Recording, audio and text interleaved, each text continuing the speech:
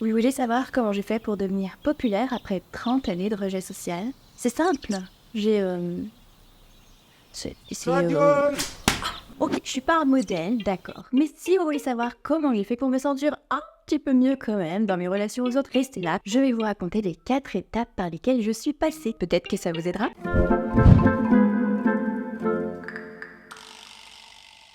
La première phase, celle d'où je suis partie, ça a été ce qu'on pourrait appeler la phase de masking. Comme je vous l'ai raconté dans l'épisode précédent, j'ai commencé ma vie d'adulte avec une conviction profonde de n'avoir aucune valeur personnelle, voilà, d'être une grosse merde par nature, et que donc nécessairement, si je montrais aux autres mon vrai visage, on allait me rejeter.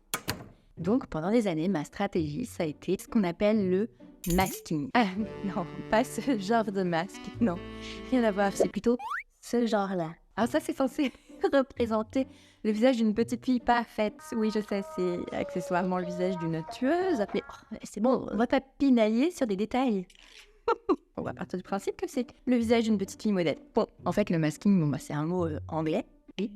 Merci Pauline pour désigner cette tendance très courante qu'il y a chez les personnes neurotypiques à fournir de gros efforts pour masquer, pour camoufler leurs différences et pour se conformer aux normes, aux attentes du monde neurotypique en fait. Alors, en vrai, je dis ça, mais personnellement, j'ai jamais vraiment joué le rôle de la fille parfaite. Moi, j'ai plutôt joué bizarrement le rôle d'une meuf un peu hautaine, très sûre d'elle. En fait, je mettais le paquet sur mon apparence physique pour plaire aux autres, mais je faisais pas particulièrement d'efforts pour paraître sympathique. De toute façon, j'y arrivais pas, je savais pas trop comment faire. Au final, les gens finissaient par me détester, mais c'était quand même une stratégie de protection. Je m'en foutais un petit peu que les gens me jugent, puisque je savais que c'était pas vraiment moi, en fait. Oh, mais qu'est-ce qu'elle est arrogante! Et non, c'est pas moi, tu me vois plus. Vous êtes mal à l'aise, je comprends. C'est pas moi, hein. C'est elle. Ce que je savais pas à l'époque et que j'ai compris bien plus tard, c'est que cette stratégie-là de camouflage, elle était beaucoup plus néfaste que bénéfique pour moi. Premièrement, ça m'apportait du stress, de la fatigue, du fait que j'étais dans cet état constant d'hypervigilance en fait. Attends, il vient de lever le sourcil gauche là? Ah bah voilà, c'est sûr, je le saoule, je l'ennuie. J'ai rien compris à ce qu'il me dit, c'est pas grave, fais semblant de rigoler. Deuxième préjudice, une perte d'estime de soi, un sentiment d'imposture, parce qu'évidemment c'est difficile de se sentir réellement apprécié pour qui on est quand on ne cesse de jouer à être quelqu'un d'autre. Troisième inconvénient, une perte de mon identité propre. J'étais que focalisée sur les attentes des autres. Il n'y avait plus d'espace pour déterminer ce dont moi j'avais besoin, ce dont moi j'avais envie pour me sentir bien au milieu d'un groupe. Et il se trouve que, du fait de mon TDAH, j'ai pas exactement les mêmes besoins et les mêmes limites que les autres. Quatrième problème, dans mon cas, je pense que ça empirait les symptômes du TDAH. Du fait que je me préoccupais du jugement des autres, ça me rendait anxieuse et cette anxiété, elle ne faisait qu'exacerber ma maladresse sociale. J'avais encore plus de mal pour organiser mes pensées de façon cohérente, pour verbaliser les choses de façon cohérente. Au final, mon comportement, je pense qu'il était encore plus bizarre qu'il aurait été si j'étais détendue et si j'étais juste restée moi-même. Bonjour, je vous appelle pour un renseignement sur mon dossier, s'il vous plaît. C'est pas compliqué non plus. Oui, coucou. À un moment donné de ma vie, j'ai compris que vraiment, non, le masking, c'est... Alors, comment j'ai fait justement pour prendre conscience de tout ça et pour sortir un petit peu de cette stratégie malsaine? La deuxième phase de ma vie, ça a été de mettre à distance mon ego.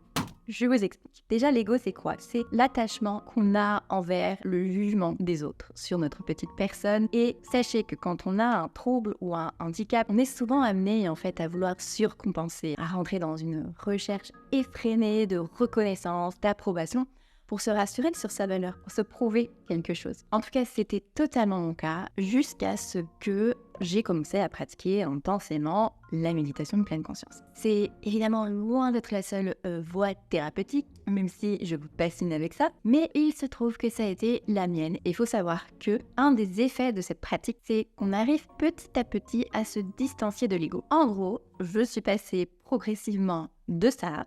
Ok Pauline, le but de cet échange, c'est que cette personne t'apprécie, pour que je me rassure un petit peu sur ma valeur personnelle et mon importance. À ça. Ok Pauline, le but de cet échange... Attends, un moment s'il te plaît. Ego, Oui? est-ce que tu peux me lâcher la grappe un instant s'il te plaît? Tu as de la valeur, d'accord, comme n'importe quel être humain. On s'en fout en fait. C'est bon? Ok, du coup Oui, voilà, merci. Paf, parfois, quand je me sens, en tout cas quand j'ai l'impression qu'une personne me trouve bizarre ou me juge, je ressens la piqûre émotionnelle. J'ai un peu ce truc de oups, ah oui, là je sens, c'est mon ego qui est touché. Mais sinon, moi ça va. Je sais que cette partie de moi qui est blessée, c'est mon ego et que mon ego, c'est pas moi. Je vous ai perdu, non. Le silence de l'ego est à la santé mentale, ce que le silence des organes est à la santé physique. C'est une citation d'un ouvrage que je vous mets là. La troisième phase par laquelle je suis passée, ça a été la phase d'acceptation de mon trouble et finalement de ma personne tout entière. Avant, je subissais mon trouble, je subissais ma vie en règle générale, j'étais en guerre perpétuelle contre moi-même. Avec la pleine conscience, j'ai commencé à apprécier ma propre valeur. Alors, non pas, encore une fois, au sens de l'ego qui voudrait se sentir exceptionnel, c'est un type de discours qu'on trouve pas mal sur les réseaux, surtout aux États-Unis. It's attention deficit advantage. This is my superpower. Wouhou! On te voit, l'ego surcompensateur. Apprécier ma propre valeur, c'est au sens où la valeur personnelle, c'est juste quelque chose d'inconditionnel en fait. En tant qu'être vivant, notre existence sur Terre a de la valeur, comme n'importe quel être vivant en fait, pas plus, pas moins. Pensez à un bébé vient de naître. Vous ne savez encore rien sur ses prétendues qualités et défauts, il n'a rien encore accompli, mais peu importe, il a de la valeur cet être. Il mérite d'être aimé, qu'on prenne soin de lui ou d'elle. Et s'il lui manque une jambe, c'est exactement pareil, on s'en fout, ça t'enlève pas ta valeur. Voilà. Point final. C'est quand j'ai compris ça, en fait, que j'ai arrêté de remettre constamment en cause ma propre valeur et que j'ai pu ne plus me sentir dépendante de la validation des autres. Je ne ressens plus le besoin de porter ça. J'ai compris, avec le recul, que si je souffrais autant du manque d'acceptation des autres, au fond, c'était parce que je ne m'acceptais pas moi-même et que j'attendais des autres qu'ils fassent pour moi ce que moi, j'étais pas capable de faire pour moi-même. J'ai accepté l'idée que j'ai des forces, mais j'ai aussi des faiblesses. J'ai un trouble, j'ai un handicap. Et c'est ok. Les gens sont là, oh mais non, faut pas dire ça. Mais enfin, ce n'est pas un gros mot, ce n'est pas une honte. J'ai un handicap, c'est neutre. Arrêtez d'en faire tout un pataquès. Ouais, je fais même avec provocation, je fais exprès de prendre le terme. J'ai un trouble psychiatrique.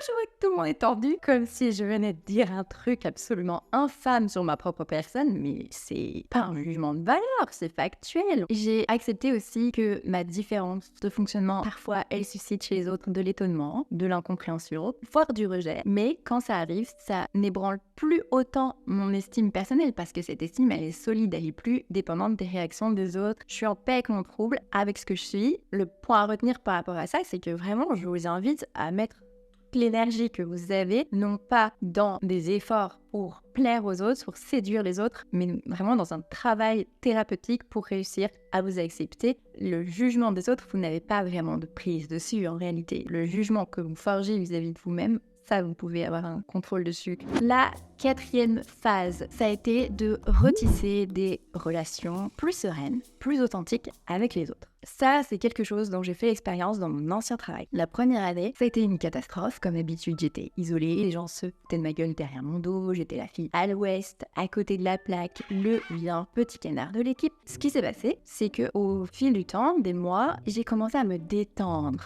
dans mes relations avec les autres, pour les raisons que je vous ai citées juste avant, mais aussi parce que de façon générale, je me sentais plus sereine dans ma tête, plus heureuse. La relation aux autres, c'est aussi quelque chose qu'on travaille dans la pleine conscience. On apprend à tourner son attention vers l'autre, en offrant à l'autre son attention, son écoute, sa présence. Donc sans forcément faire d'efforts, vraiment dans ce sens, sans même m'en rendre compte, même en réalité, c'est avec le recul que j'ai réalisé tout ça. J'ai commencé à interagir comme ça avec les gens de façon beaucoup plus détendue, authentique, chaleureuse, spontanée, bienveillante. C'est bon, Pauline, t'as fini avec les adjectifs? Et c'est là que les gens ont commencé eux-mêmes à s'ouvrir, à se détendre, à se conduire avec moi de manière beaucoup plus chaleureuse en retour. Ça n'a pas nécessairement changé leur jugement initial sur le fait que je suis une meuf un peu bizarre, un peu spéciale, voire weird, mais ça m'a pas empêché de tisser de super belles relations. J'avais jamais de ma vie été aussi bien intégrée dans une équipe. Ça, c'est la boîte offerte par mes petites collègues qui vont moi aussi me manquer.